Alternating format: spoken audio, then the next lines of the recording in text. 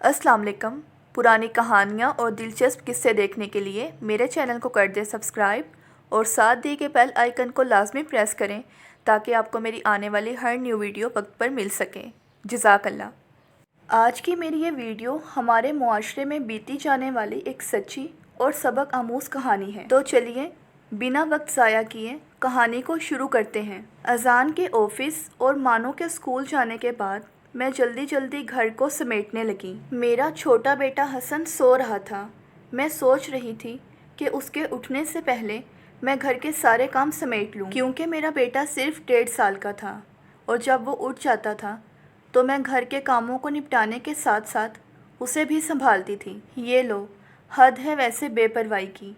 मैंने अज़ान का गीला तौलिया डाइनिंग टेबल की कुर्सी से उठाया जो वो नाश्ता करने के दौरान वहीं छोड़ गए थे। सब कुछ तैयार मिलने के बावजूद अज़ान को सुबह सुबह जल्दी करने और शोर मचाने की बहुत आदत थी। मेरी हद से ज़्यादा नफासत पसंदी को वो पसंद तो बहुत करते थे, लेकिन ख़ुद वो बहुत बेपरवाह थे। शादी के बाद शुरू का कुछ अरसा तो मैं उन्हें यही समझाती रही कि अज़ान जहाँ से चीज़ लिया करें इस्तेमाल के बाद वहीं रख दिया करें ताकि दोबारा ज़रूरत के वक्त चीज़ ना मिलने पर आपको परेशानी ना हो। लाख समझाने के बावजूद उनकी ये आदत ना बदली और अब मैं ही उनकी इस आदत से वाकिफ़ हो चुकी थी। मैंने घर को अच्छे से समेट दिया कि अगर अचानक भी कोई आ जाए तो कम से कम मुझे शर्मिंदगी महसूस ना हो। घर को समेटने के बाद मैं किचन की तरफ चली गई ताकि हसन के उठने से पहले मैं नाश्ते के साथ साथ दोपहर के खाने की तैयारी शुरू कर लूं।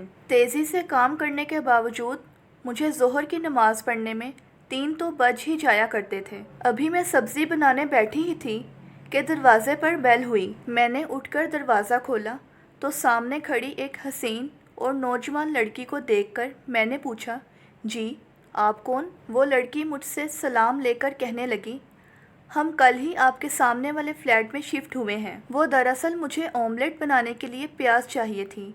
अगर आप मुझे एक प्याज दे दें तो। जी ज़रूर, क्यों नहीं, आप अंदर आइए, मैं अभी आपको प्याज दे देती हूँ, मैं उसकी बात काटते हुए बोली। मैं उसे अंदर ले आई और उसे कहने लगी, वैसे कल मैंने सामने वाले फ्लैट में सामान आते तो देखा था, लेकिन मुझे मालूम नहीं था कि वहाँ कौन लोग आए हैं। वो लड़की बोली, मेरा नाम हया है। उसने अपनी हैरान कुन नज़रों से मेरे घर की डेकोरेशन की तरफ देखते हुए अपना नाम बताया। मुझे ईमान कहते हैं। मैंने अपना तारुफ करवाते हुए उसे प्याज एक टोकरी में डालकर दिए। वो प्याज़ों को देखकर बोली, अरे अरे, इतने प्याज नहीं चाहिए, बस ये 2 ही काफ़ी हैं। उसने टोकरी मुझे वापस कर दी और लाउंज में आते हुए कहा, आपका घर तो वैसे बहुत खूबसूरत है। मैंने उसे बैठने के लिए कहा तो उसने मुझे जवाब दिया, नहीं, मैं फिर आऊँगी। मैं दरअसल अपनी खाला के साथ रहती हूँ, उनके सिवा मेरा कोई नहीं है। इतने में मेरा बेटा उठ गया।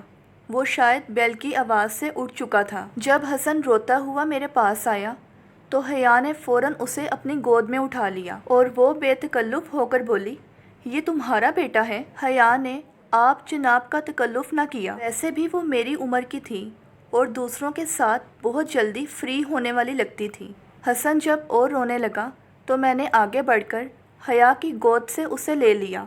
फिर हया ने मुझसे सवाल किया, वैसे और कितने लोग हैं तुम्हारे घर में? मैंने उसे जवाब दिया, मेरे शोहर ऑफिस गए हैं, वो बैंक मैनेजर हैं, और एक मेरी 5 साल की बेटी है, वो स्कूल गई है, और बाकी बचे मैं और मेरा बेटा, हम दोनों तुम्हारे सामने हैं। और फिर वो बोली, अच्छा चलो, मैं फिर आऊँगी ना तो बैठकर तफसील से बात करेंगे। उसने दरवाजे तक जाते हुए कहा। मैंने उससे कहा, ज़रूर ज़रूर, क्यों नहीं, तुम दोबारा ज़रूर आना। मैंने मुस्कुराते हुए कहा। ना करते भी उसने मेरे पास 10 मिनट लगा दिए थे। मैंने उसके जाने के बाद दरवाज़ा बंद करते हुए सोचा, वैसे कुछ लोग कितनी जल्दी दूसरों से बेतकल्लुफ़ हो जाते हैं ना। हमें इस फ्लैट में आए हुए तकरीबन अभी 3 माह ही गुजरे थे। इससे पहले हम एक किराए के घर में रहते थे। ये फ्लैट हमने माहाना एक साथ अदा करते हुए तकरीबन 5 साल में लिया था। मैं 2 भाइयों की इकलौती बहन थी और ससुराल में भी सिर्फ एक ही बड़ी ननंद थी। मेरी ननंद का नाम फ़ातिमा था। फ़ातिमा आपी आदत की बहुत अच्छी थी। मेरी शादी के बाद जब मुझे घरदारी का कुछ तजर्बा नहीं था تو انہوں نے مجھے بہت کچھ سمجھایا اور ہمیشہ مجھے اچھے مشورے دیے۔ کھانا پکانا تو مجھے بہت اچھے سے آتا تھا، لیکن فاطمہ آپی نے مجھے ہر بات میں اچھی طرح سے گائیڈ کیا۔ مجھے اگرچہ شروع سے ہی ایک ایسا گھر ملا جو مکمل طور پر بس میرا تھا۔ فاطمہ آپی شادی شدہ تھیں اور اذان کے والدین اس دنیا میں نہ تھے۔ اگلے دنوں میں حیا بہت بے تکلفی سے میرے گھر میں آنا جانا شروع ہو چکی تھی۔ وہ ایک بہت چالاک لڑکی تھی۔ وہ مجھے مشورے دینا اپنا فرض سمجھتی تھی اور میرے گھر آ کر اپنی حکومت چلانے کی کوشش کیا کرتی تھی۔ ایک دن وہ مجھے کہنے لگی، ارے یہ کیا ایمان، تمہارا چہرہ کتنا بے رونق ہے، کیا تم کبھی سیلون نہیں گئی؟ میں خود کو آئینے میں دیکھتے ہوئے بولی، ارے نہیں تو، ایسا تو کچھ نہیں۔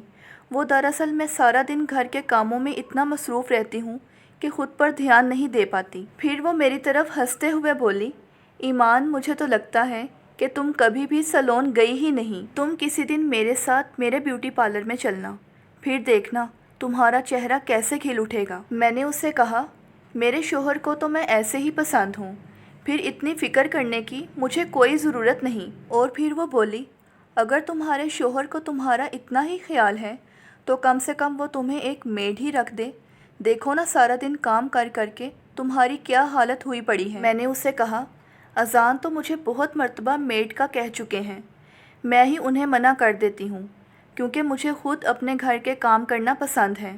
وہ طنزیہ لہجے میں بولی، تم بس گھر کے کاموں میں ہی الجھی رہنا، یہ نہ ہو تمہارا شوہر کسی دوسری عورت کے عشق میں مبتلا ہو جائے۔ میں نے اس کی بات سن کر اسے کہا، ارے نہیں نہیں حیا، یہ کیا بول رہی ہو تم، اذان ایسے نہیں ہے۔ حیا ہنستے ہوئے بولی، یہ تمہاری بہت بڑی غلط فہمی ہے، دنیا کے سارے مرد ایک جیسے ہی ہوتے ہیں، یہ بے وفا ہوتے ہیں اور اپنی بیویوں کے بجائے دوسری عورتوں میں بہت دلچسپی لیتے ہیں، اور جب کوئی عورت ان مردوں کو اپنی طرف مائل کرتی ہے تو یہ سارا قصور عورت پر ڈال کر خود بڑے اطمینان سے میسنے بن جاتے ہیں۔ ہر مرد ایسا ہی ہوتا ہے، چاہے وہ اس کا اظہار کرے یا نہ کرے، انہیں تو موقع ملنے کی دیر ہے، پھر یہ گرگٹ کی طرح رنگ بدلتے ہیں۔ میں حیا کی ان بے تکی باتوں کو ایک کان سے سن کر دوسرے کان سے نکال دیتی تھی۔ خیر یہ سب بے تکی باتیں بول کر وہ اپنے گھر چلی گئی۔ اگلے دن جب ہم سب بیٹھ کر کھانا کھا رہے تھے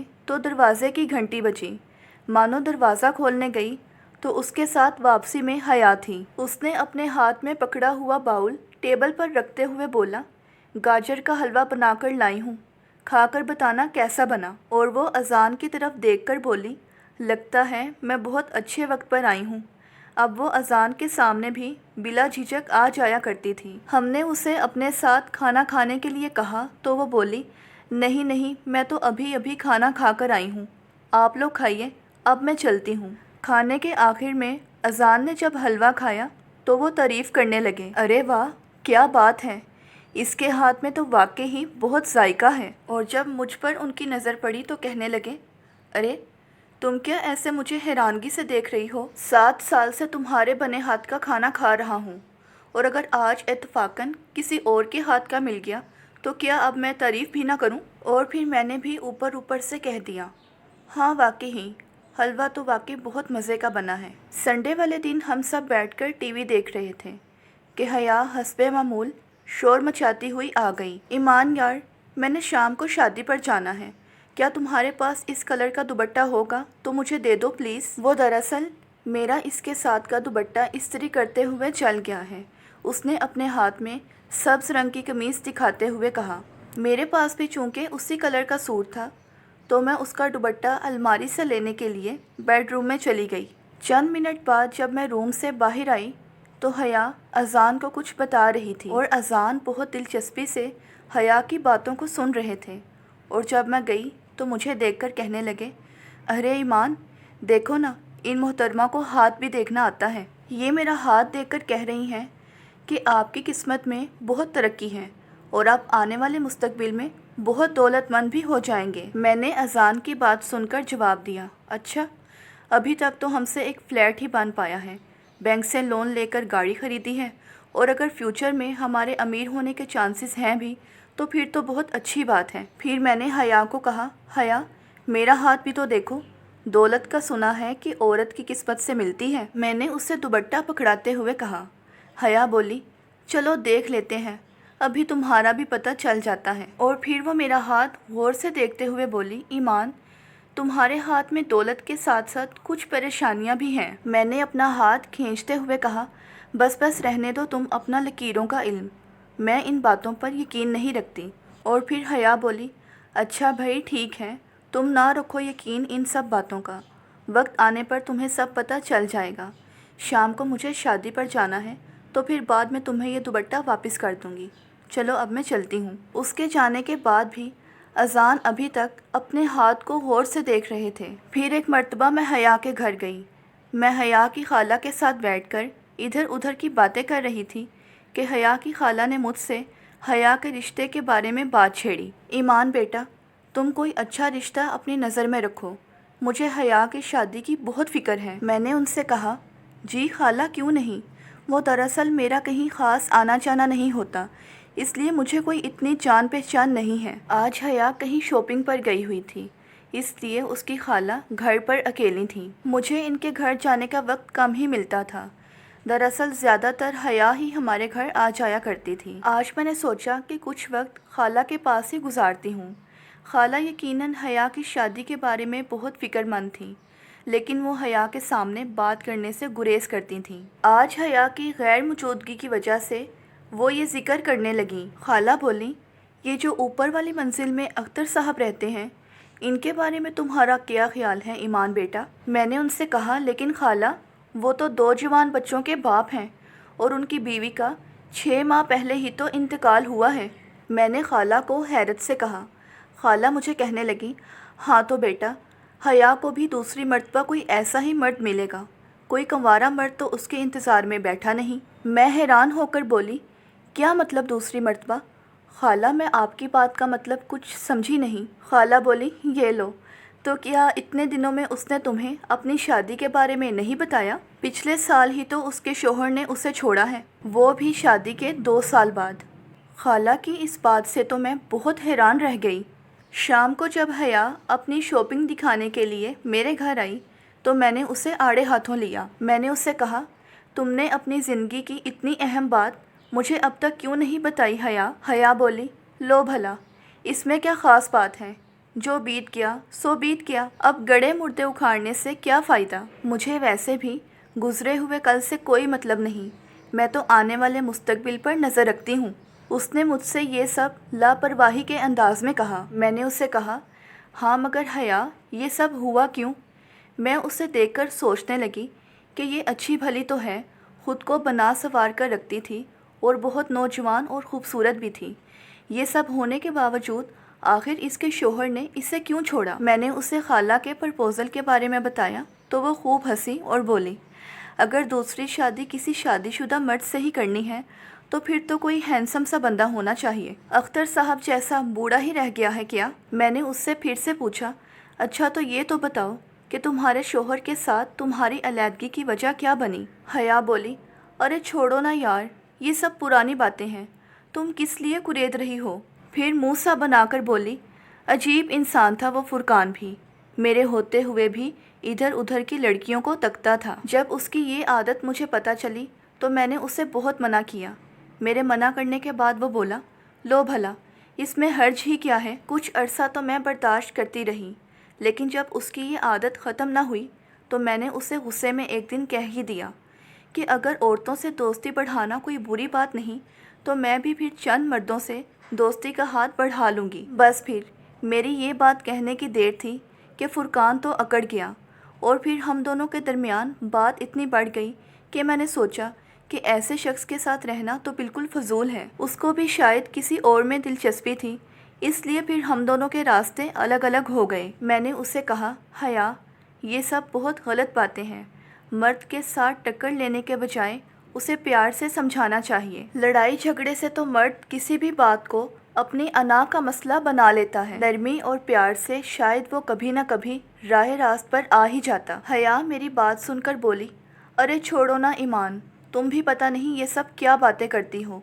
ये सब तो कहने की बातें हैं। मर्द कभी भी दूसरी औरतों से ताल्लुक़ नहीं छोड़ते और फिर कसूर सारा अपनी बीवी का ही निकालते हैं। वैसे मैं कभी भी इन बातों की परवाह नहीं करती, जो मेरे दिल में आता है मैं बस वही करती हूँ। और तुम्हें पता है कि आजकल तो 3rd फ्लोर के वकार साहब भी पूरी तरह मेरे शिकंजे में हैं। उसने हंसते हुए आहिस्ता आवाज़ में मुझे बताया। मैंने जब हया की ये सब बातें सुनी तो मैंने उसे हैरत और नापसंदीदगी से देखा। मैंने उसे कहा, ये सब कोई अच्छी बातें नहीं हैं, प्लीज़ तुम मुझसे तो ये सब बातें मत किया करो। और फिर वो हंसते हुए बोली, अच्छा बाबा ठीक है, मैं तुम्हारे साथ कभी कोई ऐसी बात नहीं करूँगी, चलो अब मैं चलती हूँ। मैंने उसके जाने के बाद सोचा कि इस किस्म की लड़की के साथ तो मुझे ताल्लुक़ भी नहीं रखना चाहिए, जिस तरह की ये बेहयाई वाली बातें और हरकतें करती है।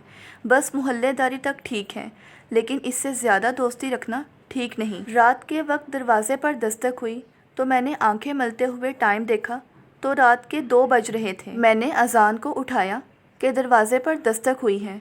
जब हमने दरवाज़ा खोला तो हया परेशानी की हालत में खड़ी थी। मुझ पर नज़र पड़ते ही वो बोली, ईमान यार, खाला की तबीयत बहुत ख़राब है, अगर आप उन्हें हस्पताल पहुंचाने में मेरी मदद कर दें तो। अजान ने उसकी बात काटते हुए कहा, हाँ हाँ आप परेशान मत होइए, मैं गाड़ी की चाबी ले आऊँ तो फिर चलते हैं। थोड़ी ही देर बाद वो लोग खाला को हस्पताल ले गए।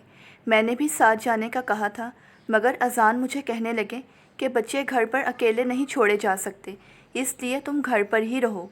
सुबह 8 बजे के करीब अजान घर वापस आए तो पता चला कि खाला को हार्ट अटैक हुआ था। शुगर तो उन्हें पहले से ही थी। अगले दिन उन्हें हॉस्पिटल के रूम में शिफ्ट कर दिया गया तो मैं अजान के साथ हॉस्पिटल में उन्हें देखने गई। हया अब मुतमईन थी और वो बार बार हम दोनों का शुक्रिया अदा कर रही थी। 1 हफ्ते बाद जब हया और खाला हॉस्पिटल से घर आईं तो मैं हया से नाराज़ रहने के बावजूद खाला की तबीयत का पूछने के लिए उनके घर चली जाया करती थी। कुछ दिन बाद खाला की तबीयत बेहतर होने पर मैंने आना जाना कम कर दिया और मेरा रवैया देखने के बाद हया ने भी हमारे घर आना छोड़ दिया। मैंने अंदाज़ा लगाया कि वो अपने शोहर की बेवफाई का बदला दुनिया के हर मर्द से लेना चाहती थी। इस मामले में उसका किरदार काफ़ी ख़राब हो चुका था। थोड़ी देर बाद दरवाज़े पर बेल हुई तो फ़ातिमा आपी आई थी। अरे फ़ातिमा आपी, बहुत दिन बाद आई हैं आप, आइए अंदर आइए। मैं सारे कामों से फ्री होकर इत्मीनान से बैठकर फ़ातिमा आपी के साथ बातें करने लगी। इधर उधर की बातें करने के बाद फ़ातिमा आपी मुझसे कहने लगी, अरे ईमान, तुमने किसी ज़ेवर का ऑर्डर दिया था क्या? क्या बनवाया है, ज़रा मुझे भी तो दिखाओ। कौन सा ज़ेवर फ़ातिमा आपी? असल में हम दोनों ननंद और भावच एक ही ज्वेलर से ज़ेवर ख़रीदा करते थे। मेरी हैरत पर फ़ातिमा आपी ज़रा नाराज़ होते हुए बोली, अच्छा चलो रहने दो, अब तुम दिखाना ना चाहो तो ये तुम्हारी मर्ज़ी। मैंने उनसे कहा, लेकिन फ़ातिमा आपी, मैं तो बहुत अरसे से ज्वेलर के पास गई ही नहीं, तो फिर आप कौन से ज़ेवर की बात कर रही हैं?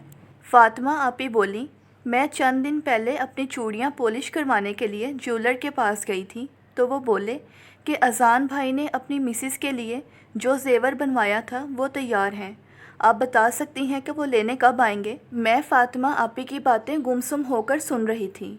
उनके जाने के बाद मेरे दिल में यही ख्याल थे कि ना तो कोई शादी की सालगिरह है और ना ही ईद, जो अजान मेरे लिए गोल्ड का सेट बनवाते। मैं ज़ैन से गोल्ड के सेट के बारे में पूछूं या फिर वो मुझे ख़ुद बताएंगे? 2-4 दिन तो मैंने इसी इंतज़ार में गुजार दिए कि ज़ैन मुझे ख़ुद बता देंगे। फिर एक दिन मुझे फ़ातिमा आपी का फ़ोन आया और वो बोली, अरे ईमान, आज मैंने अजान को किसी लड़की के साथ होटल से बाहर निकलते देखा है, ज़रा ध्यान रखो उस पर और उससे पूछना कि कौन थी वो लड़की। मैंने जब ये बात सुनी तो मेरा दिल तो ज़ोर ज़ोर से धड़कने लगा। आपी मुझे और भी कुछ बता रही थी, लेकिन मेरा दिमाग बंद हो रहा था। शाम तक मैं परेशानी की हालत में बैठकर यही सोचती रही कि आखिर कौन थी वो जो अजान के साथ थी। मेरे दिल में तो बहुत से वसवसे थे। शाम के वक्त जब अजान ऑफिस से घर वापस आए तो उनका मूड बहुत अच्छा था। वो फ्रेश होकर आ गए। मैंने उनके लिए चाय बनाई। चाय का कप उन्हें पकड़ाते हुए मैं उनकी तरफ गौर से देखने लगी। अब मुझे समझ नहीं आ रहा था कि मैं उनसे क्या और कैसे सवाल करूं। चाय पीने के बाद वो खुद ही बोले, क्या बात है ईमान, आज तुम मुझे चुप चुप से क्यों लग रही हो, सब ठीक तो है ना? मैंने उनके सवाल का कोई जवाब ना दिया और मैंने अचानक उनसे पूछा, अजान, آج آپ کون سے ہوٹل گئے تھے؟ یکدم تو ان کے چہرے کے تاثرات ہی بدل گئے۔ اذان بولے، ہوٹل؟ تم نے کہاں دیکھ لیا مجھے؟ ان کے بدلتے تیور دیکھ کر میرا دل تو جیسے بند ہونے لگا۔ میں نے ان سے کہا کہ آپ مجھے بتائیے، کیا یہ سچ ہے کہ آپ کسی لڑکی کے ساتھ ہوٹل میں گئے تھے؟ اذان نے میری طرف سنجیدگی سے دیکھا اور پھر وہ بولے، میرا خیال ہے کہ اب مجھے تم سے کچھ چھپانا نہیں چاہیے۔ میں نے 2 ماہ پہلے حیا کے ساتھ شادی کر لی ہے۔ ان کے انکشاف نے تو میرے پاؤں کے نیچے سے زمین ہی کھینچ لی۔ مجھے لگا کہ میں کسی طوفان یا پھر آندھی کے بیچ کھڑی ہوں اور میرے خواب میری آنکھوں کے سامنے ہی بکھر گئے ہیں۔ میری آنکھوں میں تو آنسو آ چکے تھے اور میں بہت حیرانگی سے اذان کی طرف دیکھ رہی تھی۔ وہ میری کیفیت دیکھ کر بولے، دیکھو ایمان، میری جان، یہ گھر تمہارا ہے اور تمہارا ہی رہے گا۔ میں حیا کو الگ گھر میں رکھوں گا۔ انہوں نے یہ بات میرے قریب آ کر بولی۔ میں نے ان کو زور سے دھکا دیا اور دور جا کر کھڑی ہو گئی۔ میں زور زور سے روتے ہوئے بولی، ارے واہ اذان صاحب، یہ کیا کیا آپ نے؟